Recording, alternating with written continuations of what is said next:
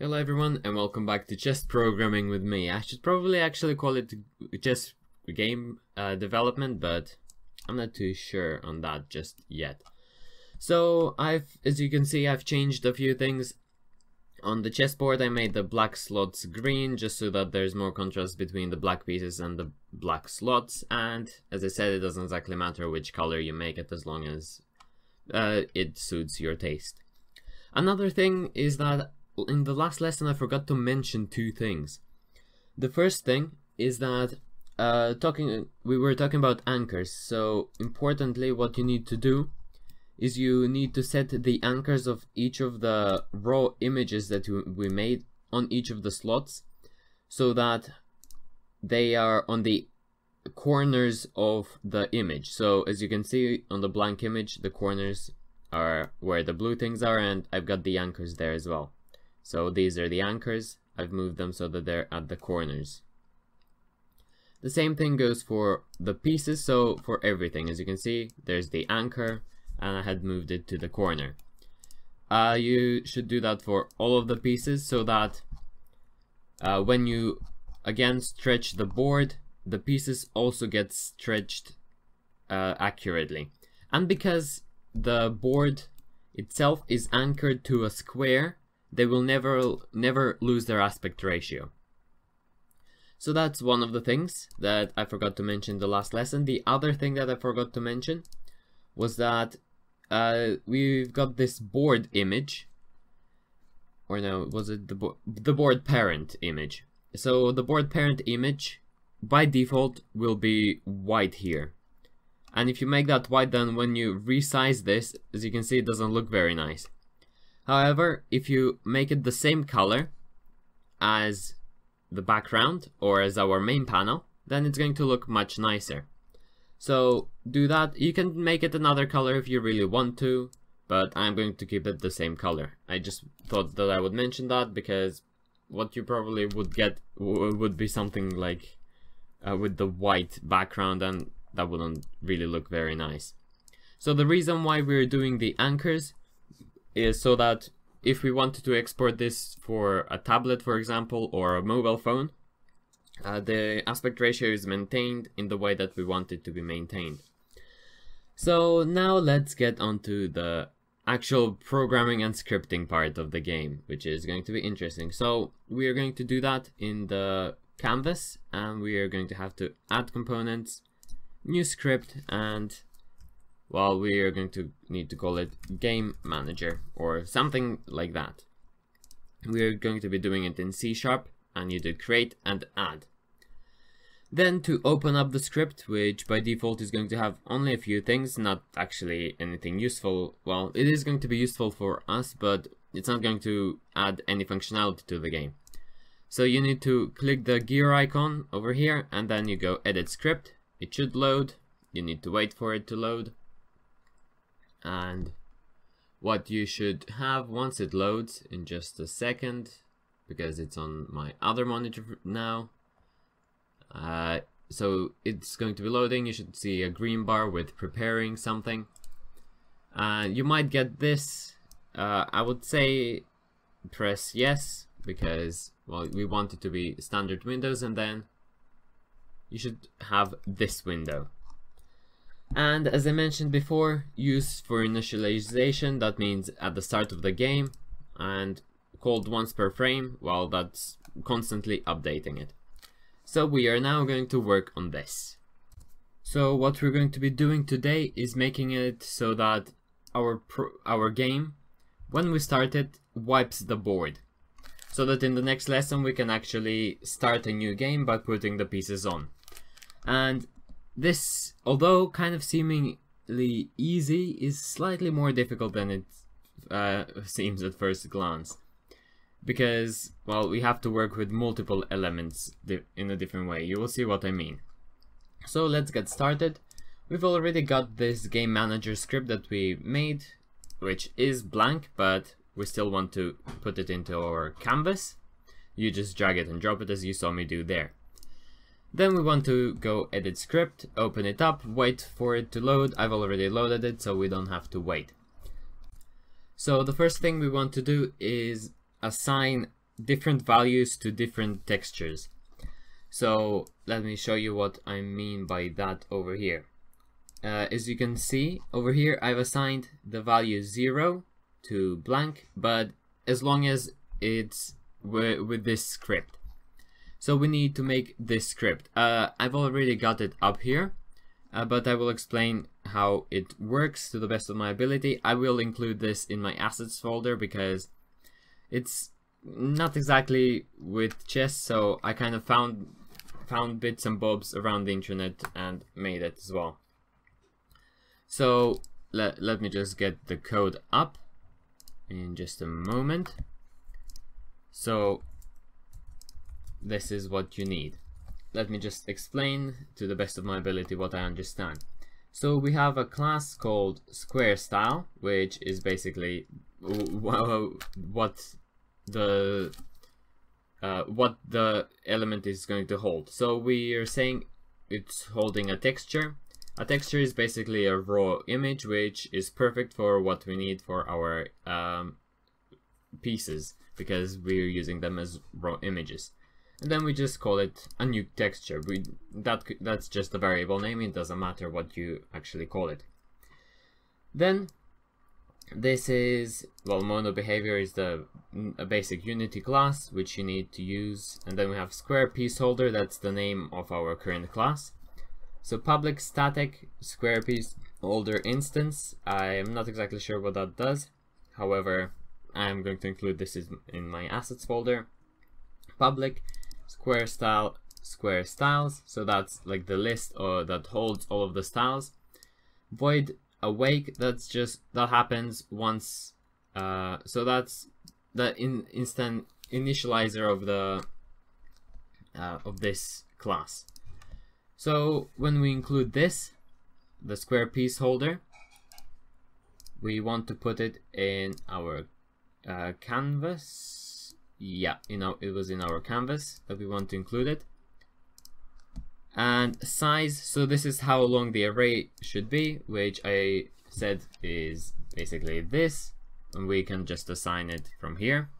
So we want it to be 13 because we have blank and then both teams, so we have the white pieces and the black pieces. So I'm just going to do this really quickly off camera. So now that we have this, this is the order that I went with: bishop, king, knight, pawn, queen, rook.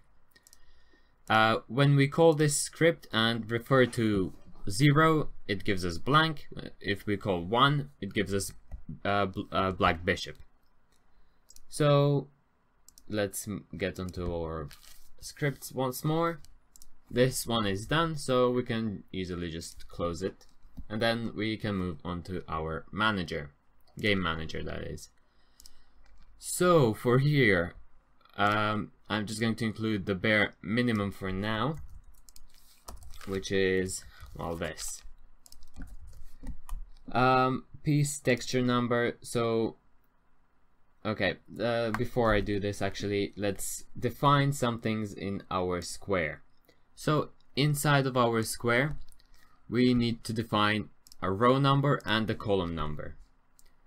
They're both going to be integers and public. We need those so that we can easily refer to things later on. And as you can see, what we do is make a two-dimensional array, which is 8 by 8 elements, and those elements are going to be squares. Then we make another list, which contains the columns, and another one which contains the rows, and the fourth one which contains empty squares. And then inside of our initialization, no wait, what is this supposed to be here? Yeah, it is. So I can actually delete this one because that's not supposed to be there. We don't need two initialization things. Okay, so I just added this curly brace to close it off. So we have these 4 lists. What we do is there's already a built-in function in Unity which finds all of the objects of type square, which is perfect for us because we only have 64 of those, and those 64 are the exact same ones that we need for our square tiles or square pieces that we have on our board. i.e. every one of these. And then we store them, we store all of those inside of the list of squares called all squares one dimensional, because that's all we needed for now. Then for each square t, we call each of the squares in all squares one dim. So basically we go through all of those squares that we've gotten, and then what we do is change the piece texture number to 0. Piece texture number is basically going to refer to what we have just made. So to 0, it's going to refer to blank. So it's going to refer to one of these, depending on the number. For us, 0 is going to refer to blank. Or what I am actually going to do is make it so that 0 makes everything inside of the square, i.e. all of the children of the square, so the canvas and the row image, invisible. Because that's the best way of dealing with it. So that's what that line is going to do. Then all squares, so those are all of the squares in the two-dimensional array. We make sure that we add the row and the columns numbers to our two-dimensional array and add which square that actually is, so that we can fill up this two-dimensional array, and then we can easily use that to refer to different squares later on. And then empty squares dot add t, so we just add the empty squares to t, I mean to empty squares. So let's work on our square now. So we've made these. We don't really need to do anything more than that, because those will be managed by our game manager. So the next thing in here is, well, getting our piece texture number working.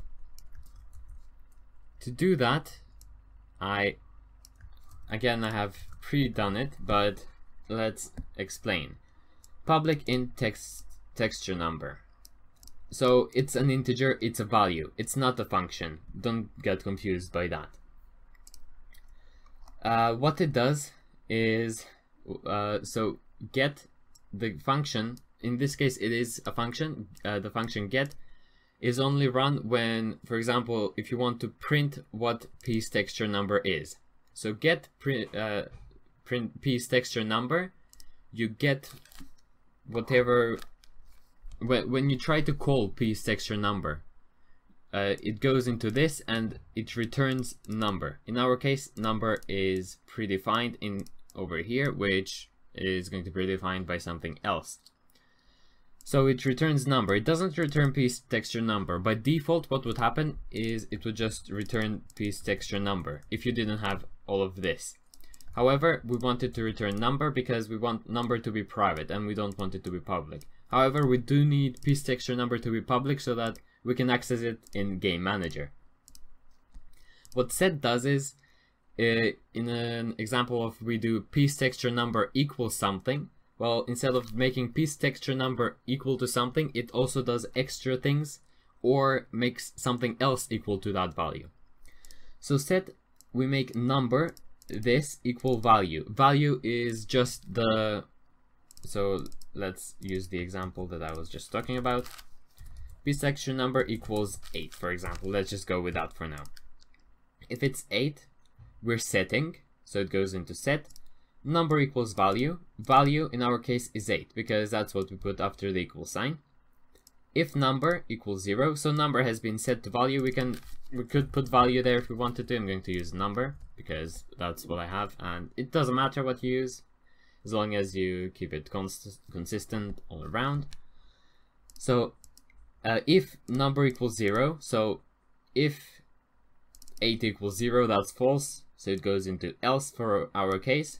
This is run. If it was equal to 0, set empty, which I am going to define in just a second. So set empty is just going to, as I said before, make sure that this and this are invisible, so that we can't interact with whatever is inside of the square, because there's nothing in the square. We don't want there to be anything in the square at that moment if it is empty.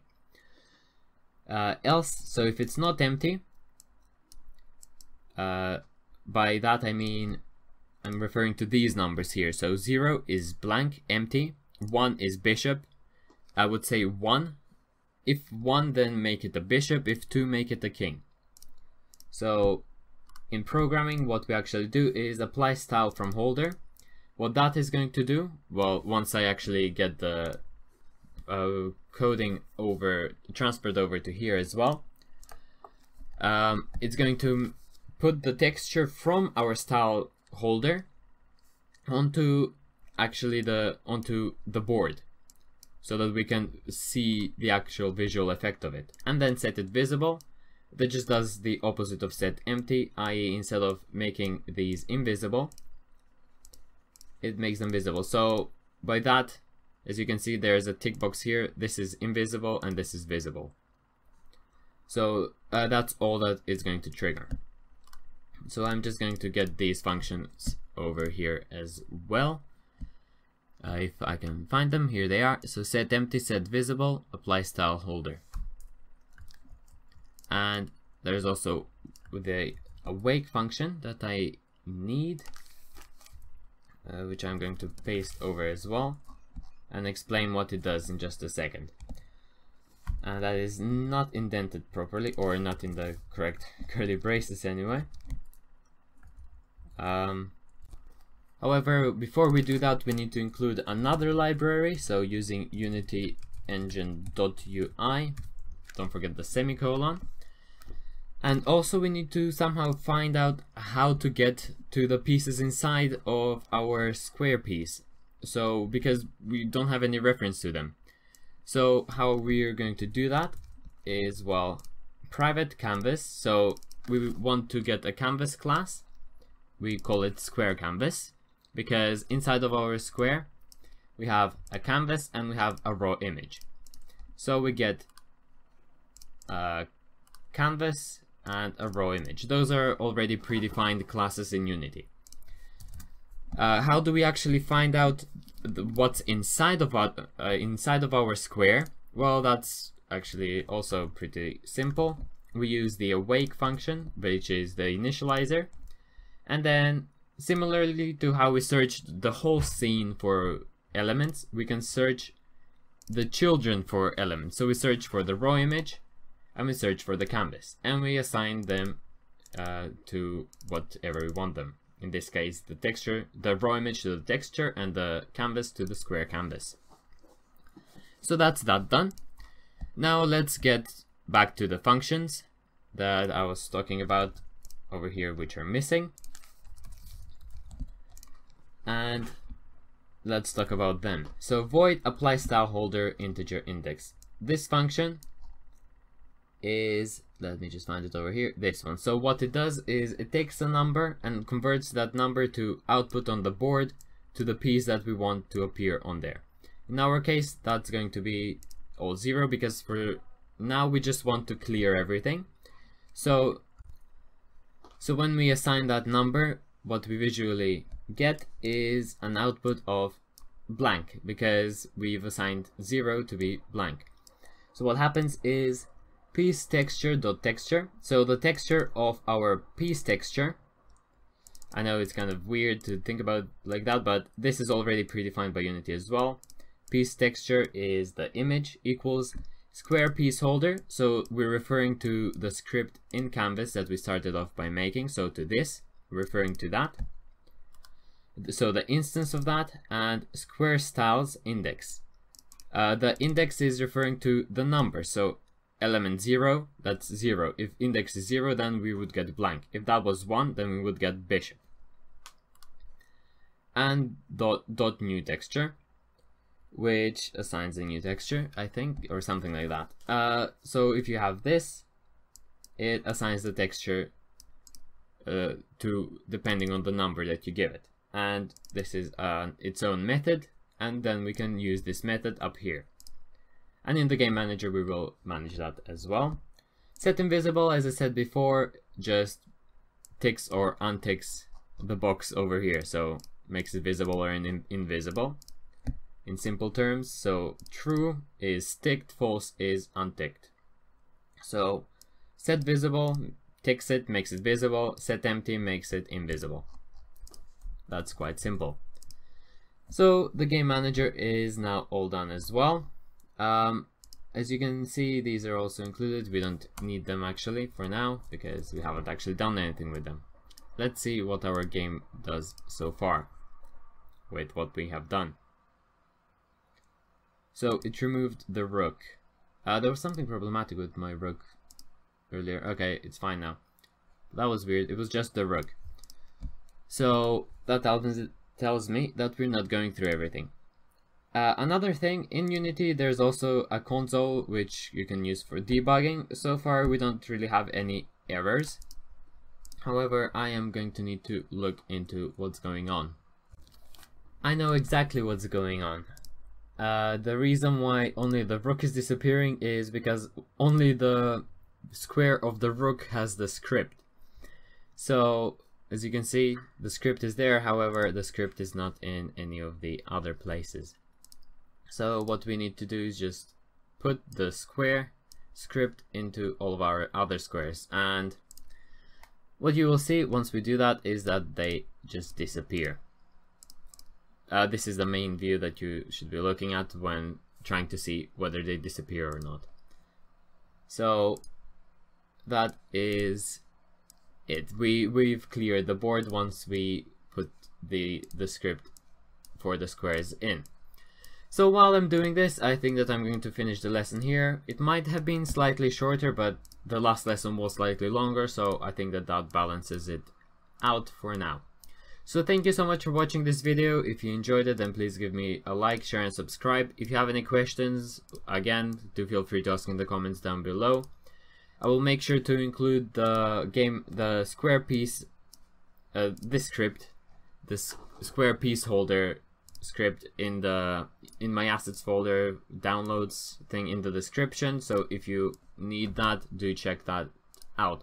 I don't use any ads for my downloads unless Mediafire, I think it's Mediafire that I use, have their own ads. Then sorry about that. I'm not doing it intentionally. I'm not making any extra money from it. So until next time, thank you so much for watching and goodbye.